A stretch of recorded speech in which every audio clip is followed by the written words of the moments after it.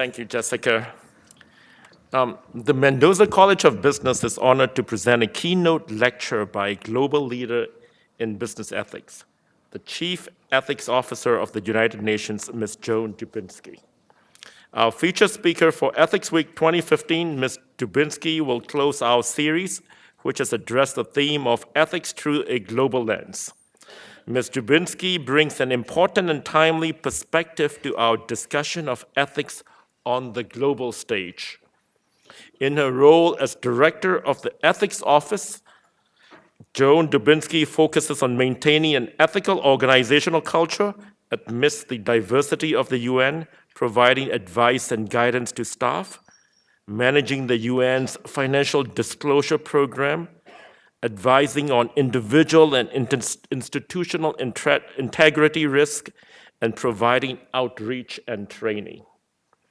With close to 30 years' experience in the field, Ms. Dubinsky has served as the Director of Ethics for BAE Systems, the global defense, security, and aerospace contractor, and as the Chief Ethics Officer for the IMF as well. In addition, she founded a management consulting practice providing expertise in business ethics, organizational development, and corporate compliance. She holds positions with the Center for Business Ethics at Bentley University and as a founding member of the advisory board of the National Center for Ethics and Social Responsibility at St. Thomas Aquinas College in New York. The author of numerous articles and book contributions, Ms. Dubinsky received her degrees from the University of Michigan and the University of Texas at Austin. Please join me in providing a warm Notre Dame welcome to Ms. Joan Dubinsky. Thank you very much.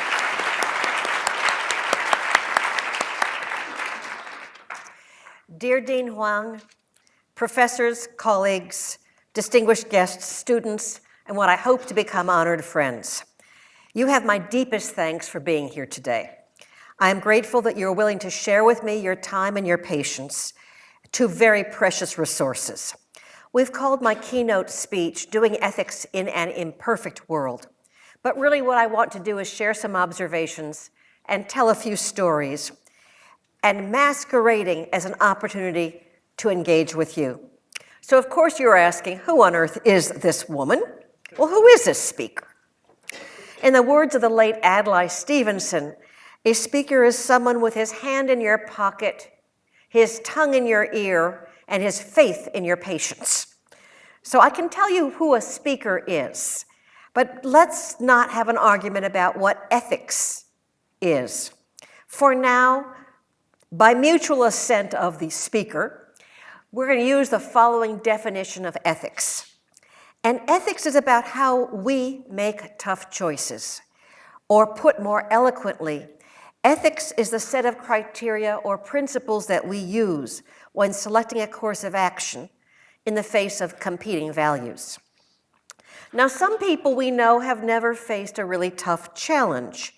Stephen Hawking made famous one such encounter in his book, A Brief Moment of Time, A Brief History of Time. So as Stephen Hawking said, a well-known scientist, some say it was Bertrand Russell, once gave a public lecture on astronomy and cosmology and how the universe began. He described how the Earth orbits around the sun and how the sun in turn orbits around the center of a vast collection of stars called a galaxy. At the end of the lecture, a little old lady came up to him and from the back of the room said, "What you have told us is rubbish. The world is really a flat plate, and it is resting on the back of a tortoise." The scientist gave a very superior smile before replying, and he said, "And upon what, my dear lady, is the tortoise standing?" Very clever, young man. It's tortoises all the way down." So perhaps you might enjoy a bit of history about what this field of business ethics is all about. I like to think that the field was created 35 years ago when my colleague Mike Hoffman at the Center for Business Ethics at Bentley College in Waltham, Massachusetts, wrote a grant to the National Endowment for Humanities, combining business, management, and philosophy. And to his very great surprise, as a very young assistant professor, they gave him the grant. But in reality, our antecedents are far older than just 35 years ago. The Hammurabi Code of Babylon dates roughly to 1772 BCE. It represents, as far as archaeology has told us, the first written evidence of a legal system. In today's knowledge, it's a bit draconian, an eye for an eye. But it set forth basic principles of justice, like the presumption of innocence and the right of the accused to give evidence or to speak. And those same principles we use today. And from this very early example, we learn that the rule of law matters. And as part of the United Nations, we reinforce every day the importance of the rule of law. Because in our world, might does not make right. Now in history, we travel to the Peloponnese, southwest of modern-day Athens, the Mycenaean culture of approximately 1100 BCE, so that's now 500 years earlier, was based on trade. And archaeologically, how do we know that? We have standardized weights and measures, usually large pithos or storage jars, so that commerce, contracting, could proceed on the basis of promise-keeping and on trust. Because you can't do commerce, you can't do business without the basic expectation that the two fundamental premises, trust and promise-keeping, will be observed by the buyers and the sellers of the world. And now, let's travel in our imagination to Egypt. Let's recall the scene in Genesis where Joseph is seduced by Potiphar's wife. Potiphar, the husband, is said to be the captain of the household guard for the palace for the Pharaoh. Joseph has been sold into slavery by his 11 brothers. He is taken to Egypt and then sold to Potiphar as another household slave.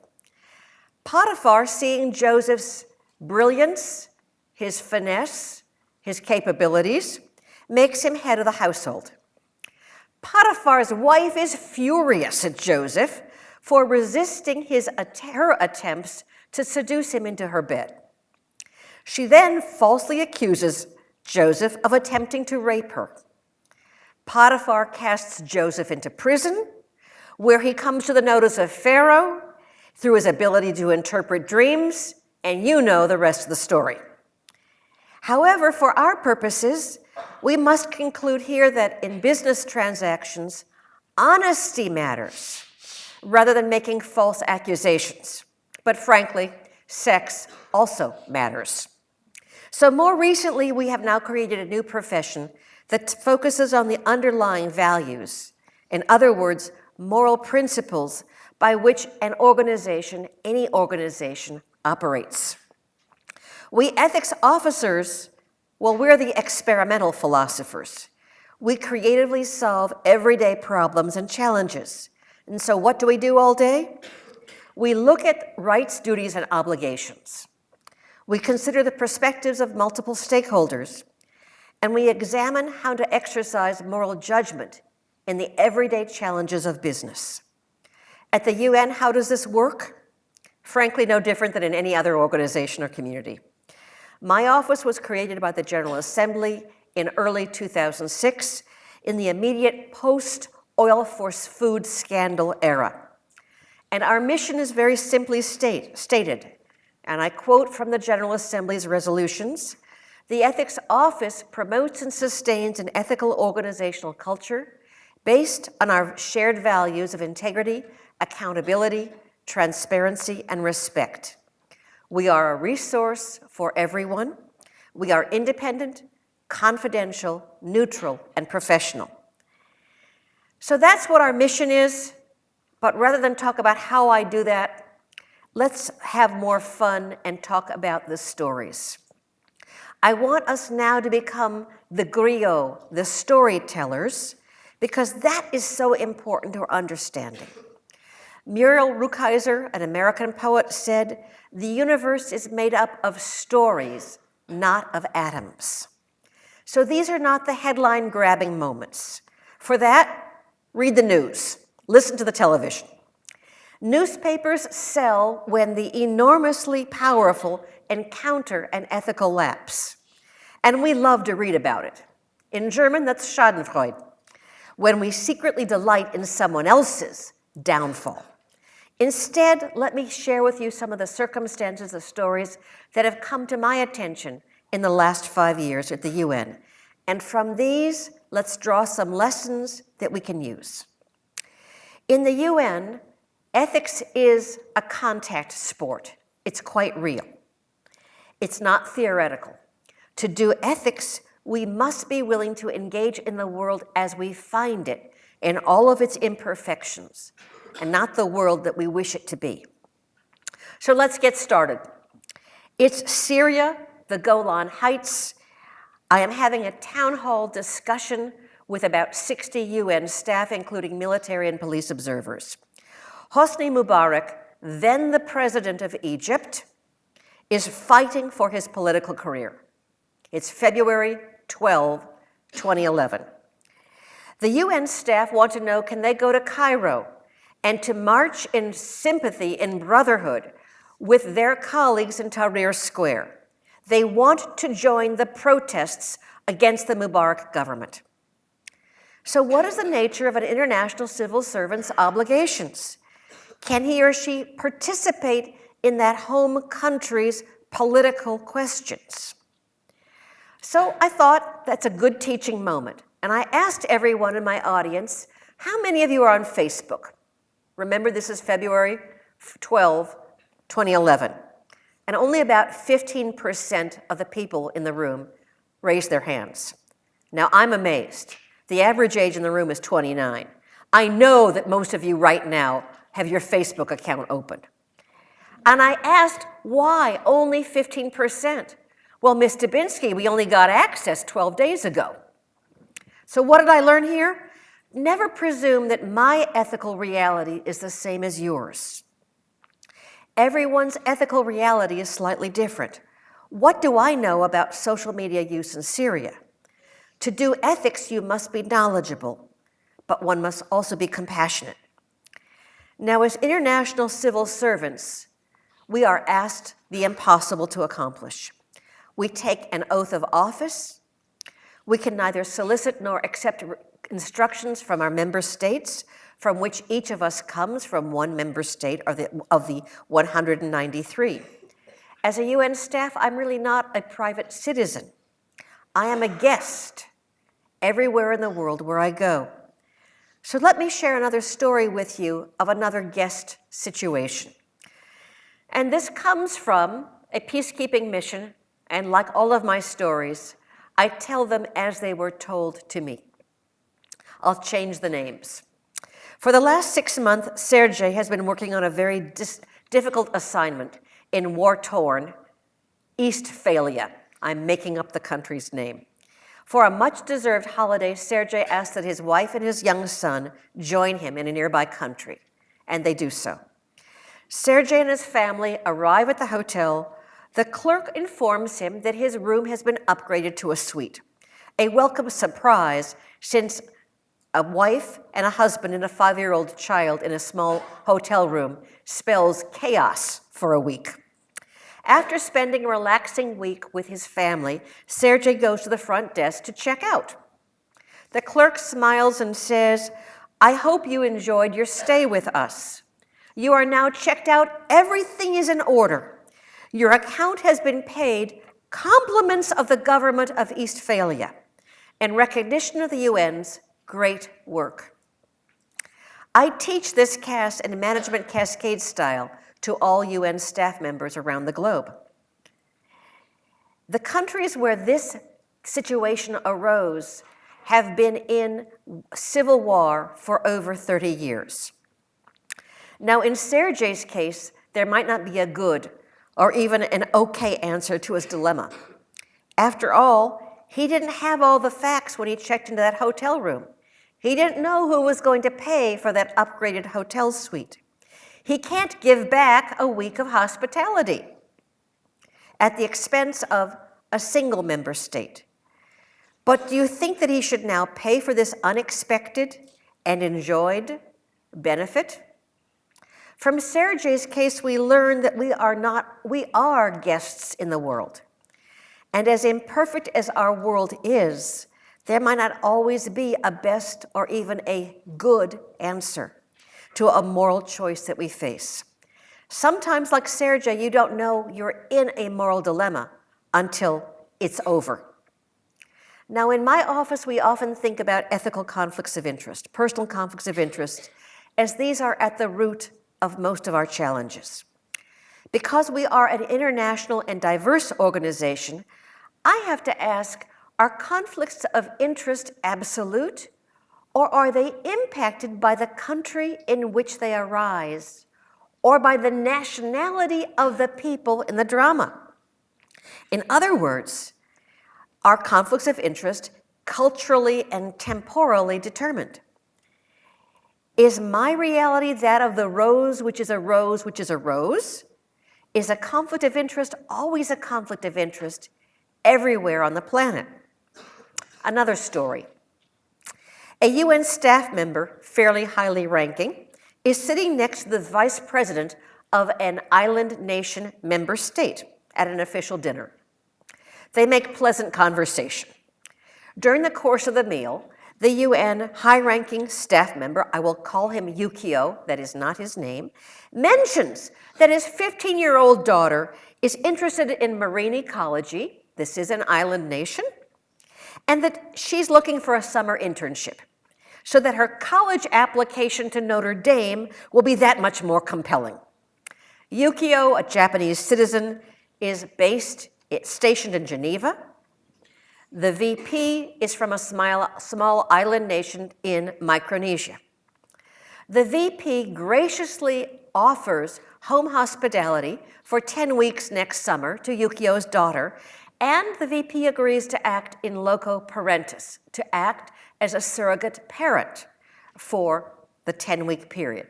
After all, this is only a 15-year-old child. What does Yukio say? Gladly, he says yes. Well, ask ourselves, has Yukio accepted a gift from a member state that by its very nature undermines his independence? Does he owe a debt of reciprocity to this vice president to give her nation or her region precedence, favored status? Is this a conflict of interest, or is this merely an expression of national courtesy and civic pride? At its worst, has Yukio accepted a bribe?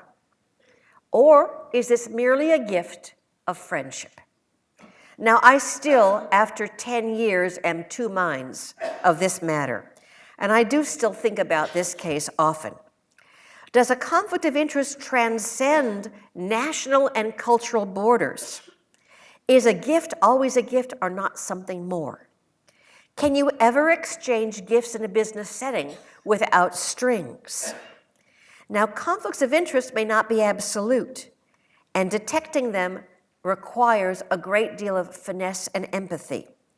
But in business, I think we must be like the people of Troy and be wary of all gifts, as Aeneid said, no matter who bears them. Now, personal conflicts of interest come in even smaller packages, perhaps as small as a t-shirt. Here is another challenge that came our way a few months ago when I was in Entebbe, Uganda. Natalia, who is a driver for the United Nations, has become the star striker for the local UN football squad. Now, for those of you born outside of South Bend, Indiana, that means soccer, not football. The local Toyota car dealership and repair shop has started an informal football league. The UN drivers jump at the chance to play competitively against other teams. Today, Natalia and her colleagues are preparing to play against the Toyota dealership's team, when the dealership's manager presents everyone on the squad with a t-shirt in UN blue with the name of each UN driver on the back. And just like the professional soccer players, they have a sponsor printed on the chest. just like everyone else's t-shirt jersey. Natalia was not fully comfortable accepting gifts from a vendor because she knows that the cars she drives come from that Toyota dealership. But her fellow drivers are enthusiastic. They want to play. And one of them points out and says, look, we don't make the purchasing choices. We just drive the cars. We don't buy them. And it's our job to drive. To make matters worse, the general manager tells them it's time to get the game started. And after the game, everyone will go to the local bar and the drinks are on the Toyota dealership. Now, what is the proper response? The school solution is that the driver's football squad must return the t-shirts. And someone in authority, probably me, needs to write to that dealership and explain that we just can't accept those t-shirts.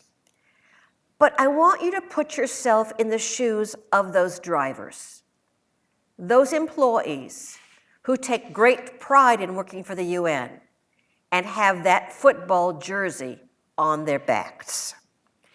The ethical solution can feel heartless and even cold here. And that is one of our existential challenges as ethicists.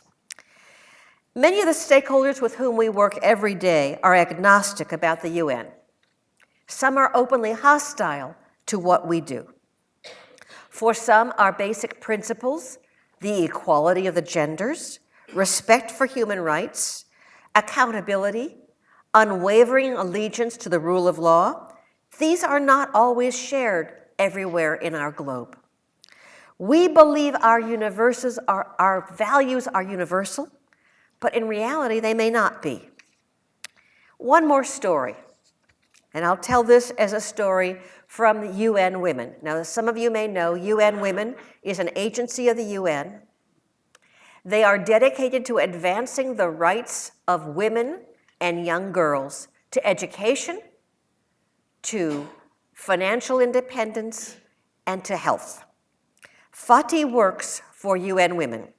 She is based in Cairo, and her focus is on advancing literacy among teenage girls. She is a devout Muslim. She dresses conservatively. Her hair is always covered. Immediately after Mohamed Morsi takes the helm of Egypt, and now it's the summer of 2012, the Islamic Brotherhood is now responsible for the government after democratic elections in Egypt. Fatih is thrilled because she has scheduled the first official working party meeting between UN Women and part of the Islamic Brotherhood government. This is a great opportunity for the entire international community.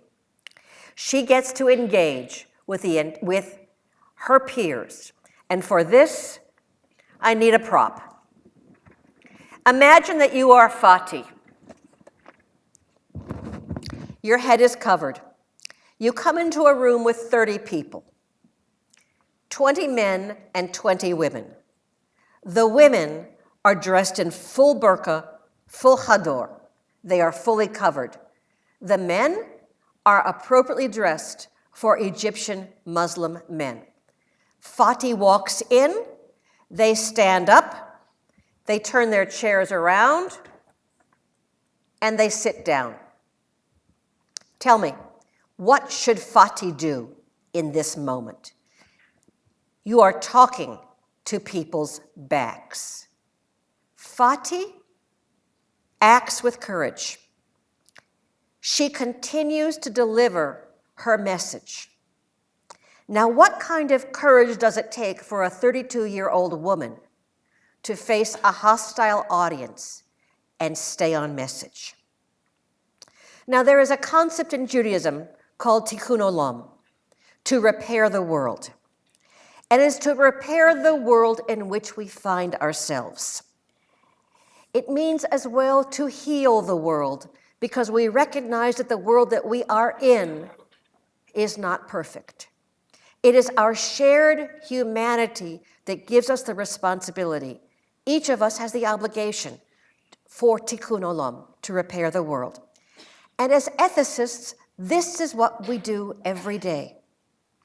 It's not the headline cases that occupy our days and nights, but the everyday lessons that we learn, that we constantly teach ourselves and each other.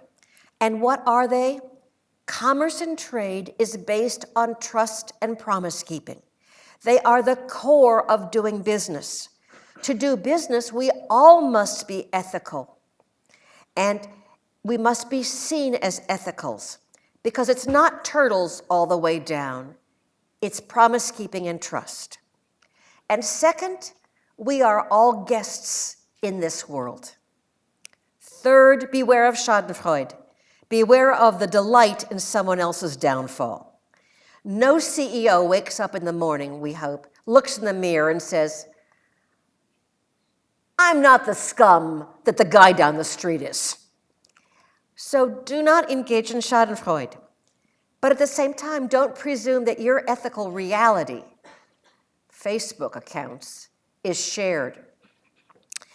And like Sergei, you may not know that you are in an ethical dilemma until it's over. And then you are faced with figuring out the right course of action after the cards have been played. Now you've got to accept that there's not always a best or even a good solution to the ethical dilemmas for each moral choice.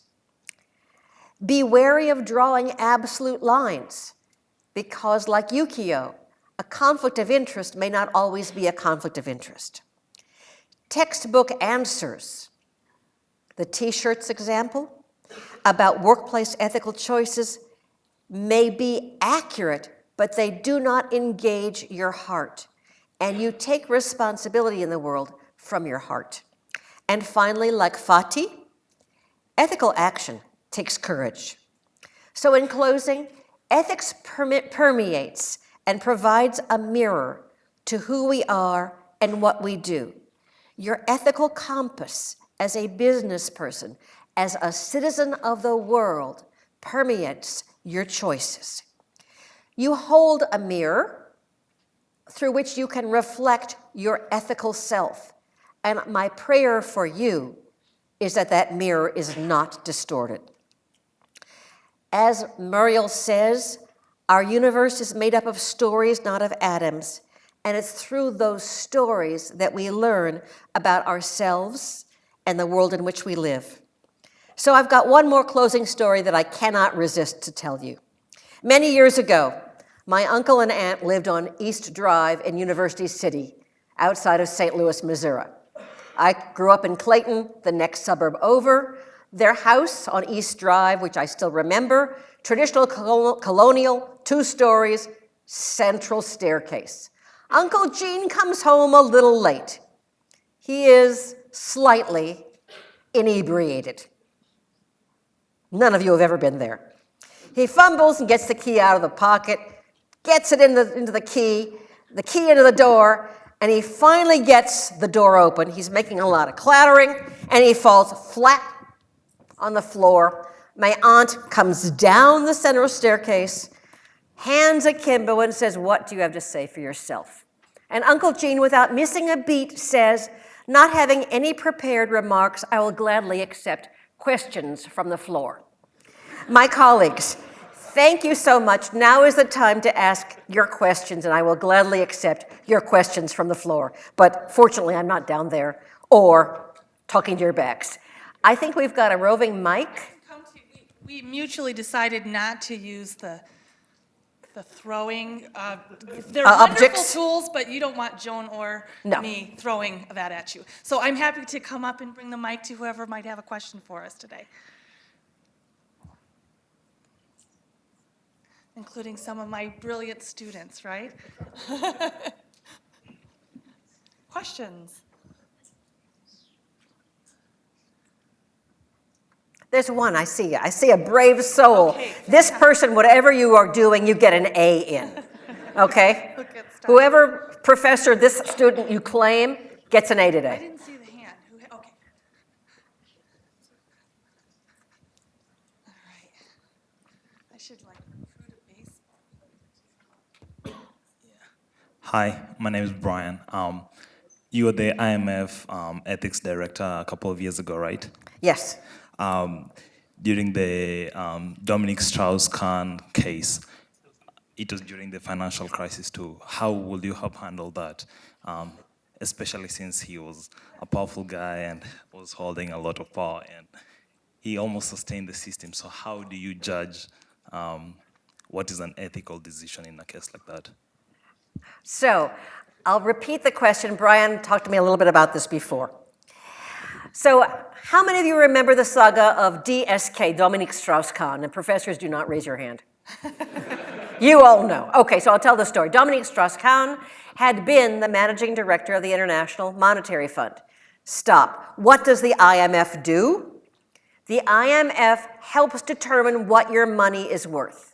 The IMF is a Bretton Woods institution, like the World Bank, created after World War II to try to stabilize the economies of the globe. So all of you finance folk, you know what I'm talking about. Someone's got to be the arbiter of how to support a government's central bank, which sets its currency and its monetary policy. So the IMF is right in the middle of financial security for the globe, okay? It's late summer 2008. Lehman Brothers has just gone belly up. We began to worry about whether the financial institutions of the globe were going to be stable or not. Dominique Strauss-Kahn is the managing director, the head, the CEO, or the president of the IMF. He is a French citizen. He is a brilliant lawyer and a very, very good managing director.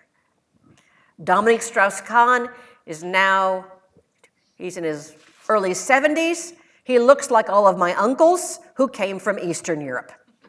Kind of a short guy, a little bit on the pudgy side, but he looks like all of my uncles ever looked. Brilliant. Dominique Strauss-Kahn, however, like many leaders, has some ethical flaws. He is sexually profligate. Do I need to define that? I hope not. You all are over the age of 18. You're in school. In the summer, we receive, as I'm now the chief ethics officer of the IMF, we receive a complaint that Mr. DSK, as we call him, DSK, has engaged in a sexual relationship with a subordinate employee several ranks below him. The board of directors asks, is this sexual harassment? Is this acceptable behavior? Is this consensual relationships? And it does not matter to the board that DSK is married to Anne Sinclair, and the woman with whom he has an affair is married to somebody else. The board says that point's not relevant to us. But we have to ask, is this going to be a scandal? And this matter comes to me and the general counsel, Sean Hagan, very good colleague, and we work with the board to find out what do we know and what do we not know. Now, at the same time, the managing director and the board are meeting very seriously to try to think what must be done to stabilize the world's banking system. Can you imagine a world when all the banks fail? Can you imagine a world where your credit cards don't work? Your money has no value. You can't write a check. Your parents can't send tuition, and the dean is very upset. This could happen if all the banking institutions fail, because our trust in the banking system is what keeps it afloat. Without that trust, what is money worth? So this is where the world is in the late summer of 2008. Plus, we have an ethical leadership crisis with the behavior of Dominique Strauss-Kahn. At this point, with the general counsel, we engage an outside law firm to conduct a very confidential and very thorough investigation into the conduct of DSK. DSK tells us, I will answer any question. I would like my lawyer present, but I will open all my records up to you. I have nothing to hide. In less than 6 weeks, the law firm closes its investigation and delivers its report to the board of the IMF. They find that this is not a case of sexual harassment, but they do question Dominique Strauss-Kahn's ethical leadership, his moral judgment to engage in a consensual sexual relationship with a subordinate employee. They censured him. DSK held a town hall meeting. The censure happened on a Sunday.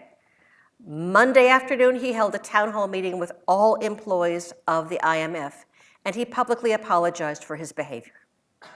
Now, at that point, we thought we were going to turn the corner.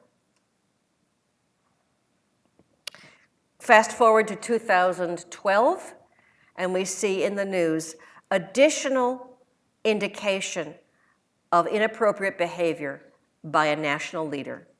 And this is the arrest and incarceration of DSK on Rikers Island by the prosecutor of the Southern District of New York City for engaging in felonious assault, was the accusation, against a hotel maid, a hotel worker in the W Hotel. Lots of press, lots of news. It consumed hundreds of hours of TV and radio time. DSK, ultimately, those charges were dropped, but once they became public, he resigned immediately from the IMF. And the IMF had its own crisis. Who now leads the organization?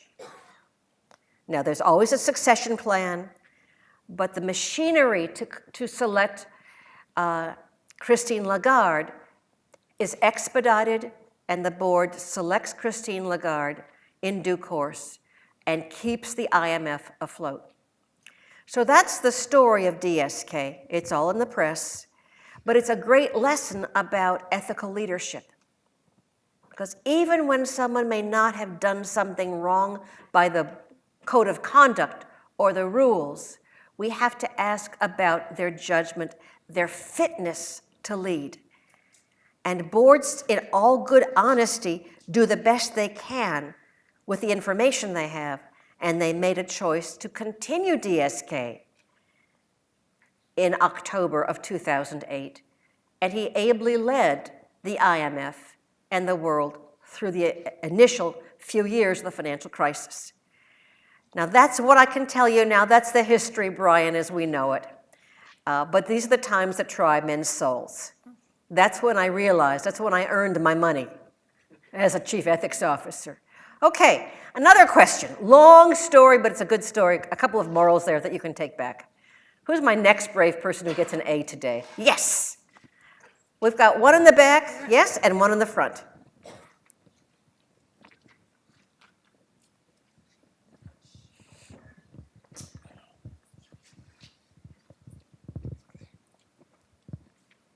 Hello, my name is Javier. How are you handling the situation in Russia and the bans upon the country in an ethical perspective, and how they affect the people in the country to respect of the actions of Vladimir Putin? Okay, I got Russia, but I'm not certain I've got the context. Can you just, do you want me to talk about Ukraine, or do you want me to talk about something else? Yeah, the context is Vladimir Putin attacked Ukraine, and because of that, Russia's getting huge ton of bans by the international community. Do you believe that's ethical? We saw the ruble tumble, and we've seen a lot of import bans. Is that fair on the people of Russia who don't have any fault into this? Thank you. Sure. Very good question.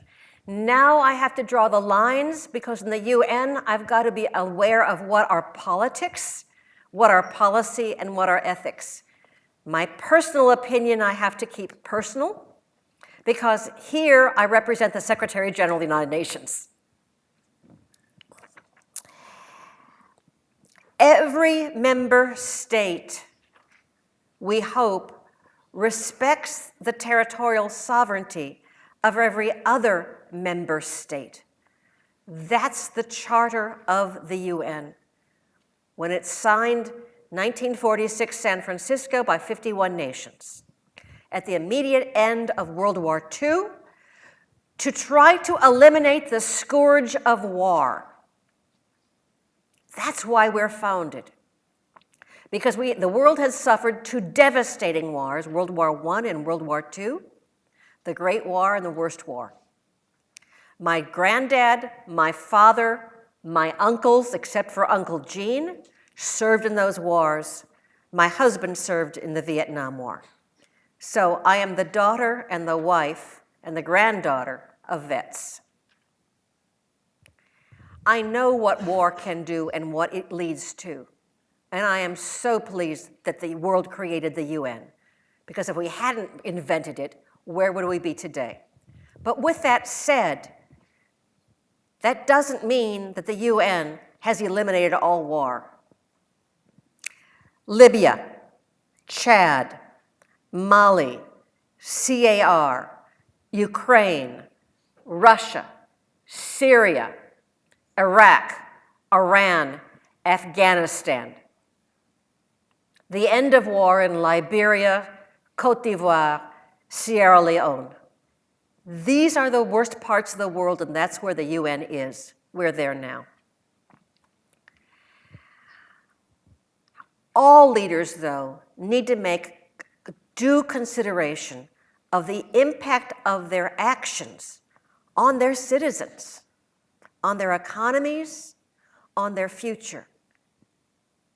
And this is where leadership is so important, whether I'm a political leader or whether I'm a business leader. Because you can't see the future, but you can make a few educated guesses about the future. And you have to imagine what the impact of your actions are going to be today and tomorrow, and for the future of your country. The devaluation of any country's currency is devastating. Can you imagine if you are a farmer and you're selling pork, you're selling wheat, and your contract is with Russia? Not Western Russia, but the Chukotka Peninsula, which is just opposite Alaska, the farthest east you can go in Alaska. You can't grow anything there. I was there last summer, and the summer season is about 4 weeks. So if you've got a contract to sell wheat into the Chukotka Peninsula, there's a good likelihood that your contract is in ruble, and you're selling forward because your crop's not grown yet, and you make your contract maybe a year in advance, and you hope that the rains are plentiful for your farm co-op. If the price of the ruble drops, what's the value of your contract?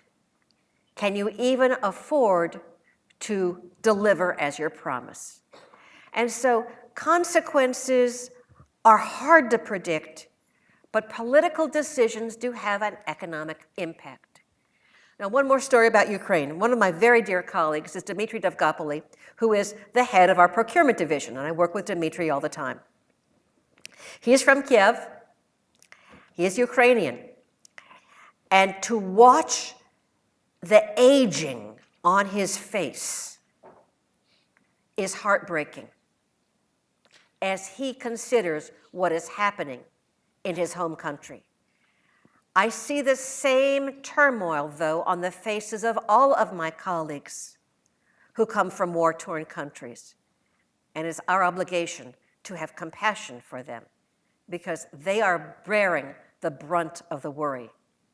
Our world is a tough place. I wish it weren't so. Question right up front. Ask me something simple. Hi, I'm Kinga, and I'm wondering, how do you and the UN approach ethical dilemmas that cross national and cultural borders? And as young professionals, how can we use those lessons and approaches when we begin work in an increasingly interconnected global economy? Okay, so how do we handle cross-national, cross-border ethical issues? Now, I was talking to two of Adam's classes today. Yes, Adam? 2 classes. And there really are only 4 questions in business ethics you have to ask yourself, and now you will ace the exams. What does my company make or do or provide in terms of services? How do we make it or provide it? To whom do we sell it? And fourth, what do they do with it once they buy it from us? And if I can synthesize ethical decision making, I can get it down to pretty simple places. And I think there's 6 questions. The first is, what are the facts? Who are the stakeholders? Who are the people who care about this decision that you have to make? The third is, tell me what those issues are. Define the problem you're trying to solve. If you can define that problem, and you can tease out the management and the finance and the legal and the ethical, you might get somewhere. Once you know the problem you're trying to solve, what are your options? What are their consequences? And 6th, select the resolution that is just and fair in a very John Rawlsian perspective. When you don't know what your role is going to be on that stage, but the resolution that you select has to be just and fair to all, not just to you. And that methodology will help you wherever you work, in every country. And if it doesn't, call me, okay? All right, another question. We've got a few more moments. Yes, I've got one 2/3 of the way back, I think.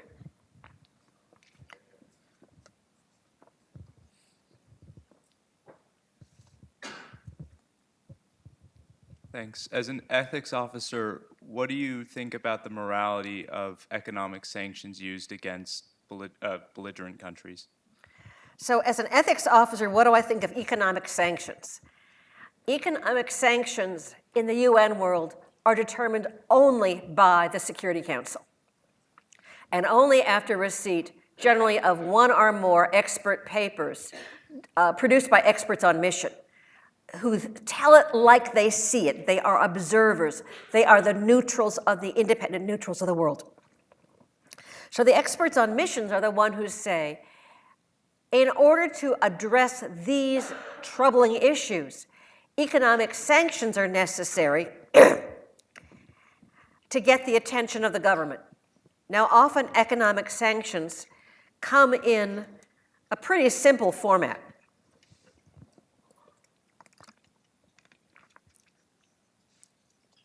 And they generally say that certain individuals, often those with criminal pasts, regime change, kleptocracies, heads of countries who are in fact running a kleptocracy, that their personal assets are frozen.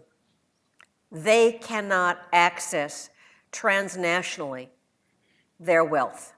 So whatever they've squirreled away in a Swiss bank account, they can't get their hands on. That's economic sanctions. The experience the UN had with the oil for food scandal, basically sanctioning an entire country, did not work. Greed won. Greed inside of the UN, that's the oil for food scandal, greed inside the country, and greed in the vendors, greed in the companies. So broad-scale economic sanctions have not been particularly successful in order to bring about change of political policies that are contrary to what the governments agree to in the UN by becoming part of the UN. Yes? Think about how much you're learning about politics, my goodness. You didn't think you were going to come for a history lesson, did you? Hi, my name is Michelle, and I'm a sophomore.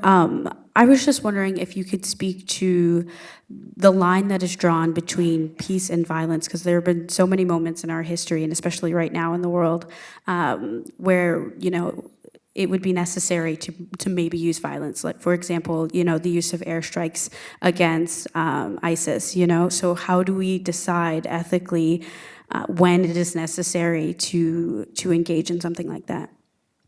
Okay, so how do we take to heart the quote from Isaiah, and they shall beat their swords into plowshares and their spears into pruning hooks? Nation shall not lift up war against nation, neither shall there be war anymore. That's engraved on Dag Hammarskjöld Plaza, right opposite UN headquarters. I see that every day as I walk to work. That's what I live by. That's what we live by in the UN. But the reality is, at what point is force necessary? I'll tell you the story of Eastern Congo. DRC, Democratic Republic of Congo, right now is a fairly lawless place. It doesn't get headline news. I've been there several times. But this is a part of Congo that is as far away from Kinshasa, the nation's capital, as you can get. It's about 3,000 miles away. The only way you get to this part of Congo is by chartered air flight because there are no roads. You can't get there from here except by chartered air flight, which the UN runs. There are somewhere between 20 and 30 armed factions, some of whom we believe are supported by neighboring governments. Rwanda and Uganda have been identified by the experts on mission who have reported to the Security Council about that situation. We now know, and it's a horror of our days, that rape is now becoming a tool of war. Men in the room, what would it feel like if your mother, your aunts, your children, your girlfriend, your spouse, the women that you know, are brutalized by a neighboring group of armed individuals from the next village down? Women, I don't want to ask you what it might feel like. This is the reality in many parts of the globe. At the same time, with so many armed factions. Now, these are not people with arms like slingshots. These are shoulder-mounted missiles. These are heat-seeking. These take down airplanes. Weapons not quite of mass destruction, but pretty significant destruction. And that's the illegal arms trade that's also in existence in the world. Should the UN peacekeepers based in Congo do nothing until they can defend a community or to defend a compound? Should they use offensive force to try to protect forward the citizens of Congo? Because the government of Congo does not have a national army sufficient to provide the protection necessary. That's why the UN peacekeepers are there. And that's the moral choice that we have to make. The USG for peacekeeping, Hervé Lassus, made that choice. For the first time, we have what's called an intervention brigade in Eastern Congo, whose mission specifically can be to use offensive force for the first time to protect citizens of Congo. And even with that, our 20,000 troops cannot protect all the citizens of Congo, the 70 million people who live in a landmass the size of Europe or the US from the Mississippi all the way to the Atlantic. That's an impossible request for 20,000 peacekeepers.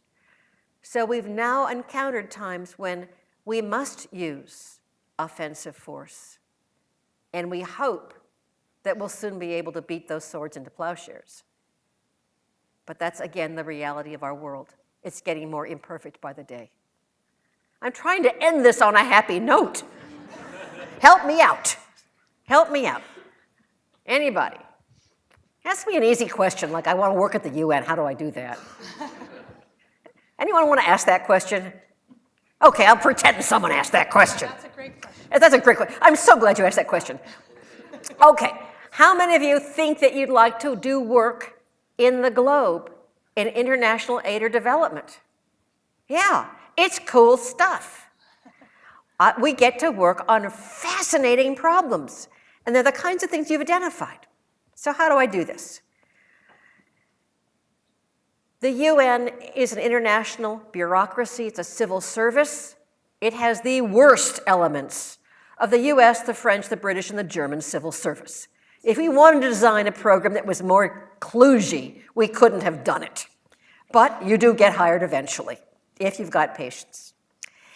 So who do we seek? We seek individuals with a terminal degree, at least a master's, or a doctorate, or a JD, or an MD. We very, very rarely hire individuals with just a bachelor's degree. So get those advanced degrees. Master 2 languages. English is not enough. Spanglish is not a language. Okay? Our official languages are French and English, but people who are fluent in Arabic, in Japanese, in Chinese, in Russian, in German, very useful for the organization. So how do I get a job there? We post all jobs on the websites. If you know the kind of work you want to do, I want to work with children, then I want you to look at the website for UNICEF and UN Women. I want to work on environmental change. UNFCCC in Bonn, our UN Environmental Program in Nairobi. So if you know what kind of work you want to do, I pretty much know which organizations might have jobs of interest to you. And you fill out those application forms. Now, there's one other way that you may be able to get a job. It is highly competitive, but if you think you can make it, I want to encourage you to do that. The UN offers the Young Professionals Program called YPP. The YPP is open to individuals with multiple languages, masters or above, on a competitive basis. We offer internationally competitive written exams in basic fields such as management, law, political affairs, finance, languages. If those are of interest to you, go on the website, look for the Young Professionals Program, the YPP. The exams are offered generally 2 to 3 times a year, but we might take 300 or 400 people a year, but at each exam, we may have 10,000 to 15,000 people taking the exam around the globe. It is extraordinarily competitive. But those are the 2 ways to get jobs with the UN. And if this is what you want to do, you will have one of the most rewarding careers that I can imagine. So on behalf of the Secretary General of the United Nations, who I represent, thank you for coming. Professors, and especially Dean Huang, you have our gratitude for such a great group of students. Thank you, sir.